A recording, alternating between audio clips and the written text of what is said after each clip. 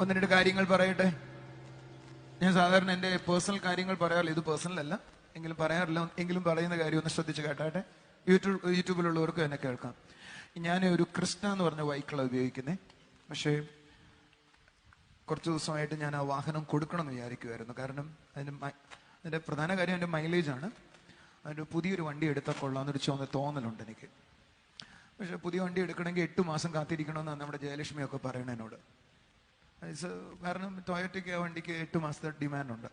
So ഞാൻ ഈ ഇടയ്ക്ക് പോയി ഒരു സെക്കൻഡ് ഹാൻഡ് വണ്ടി കണ്ടു. 5000 കിലോമീറ്റർ ഓടിയിട്ടുള്ളൂ. അതിലേക്ക് ഷിഫ്റ്റ് ചെയ്യാനായിട്ട് പോകുന്നു. എനിക്ക് അതിൻ്റെ കൂടെ ക്രിസ്റ്റ കൊടുത്താൽ കുറച്ച് വില കിട്ടും. അതിൻ്റെ കൂടെ ഒരു 18 lakhs കൂടെ ഉണ്ടായാലേ വാങ്ങാൻ ഒക്കത്തുള്ളൂ. CC ഇട്ടെടുക്കാനാണ് പ്ലാൻ ചെയ്യുന്നത്.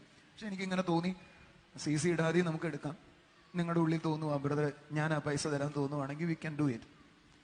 നിങ്ങളുടെ ആമീനൊക്കെ പോയാൽ എന്താ ഒരു നല്ല ഹല്ലേലൂയ പറഞ്ഞ് 18 ലക്ഷം രൂപ ഉണ്ടെങ്കിൽ ഒരു വീട് മേടിക്കായിരുന്നു. That's true. അങ്ങനെ എന്തെല്ലാം ചെയ്യാം നമുക്ക്. ഒരു ഹല്ലേലൂയ പറഞ്ഞേ. നിങ്ങൾക്ക് ആരുടെയെങ്കിലും ഉള്ളിൽ കർത്താവ് അങ്ങനെ ഒരു പ്രേരണ തരുന്നുവെങ്കിൽ മീറ്റിങ്ങിന് ശേഷം എന്നെ വന്ന് കണ്ടാട്ടെ. സോ ഇന്നത്തെ സൺഡേ യൂട്യൂബ് പ്രോഗ്രാം സ്പോൺസർ ചെയ്തിരിക്കുന്നത് രൂപൻ ആൻഡ് പ്രിൻസി നന്ദൻകോടാണ്. രൂപൻ എന്തി വന്നിട്ടുണ്ടോ? ഓക്കെ, രൂപന് വേണ്ടി പ്രാർത്ഥിക്കാൻ. സോളി വാ.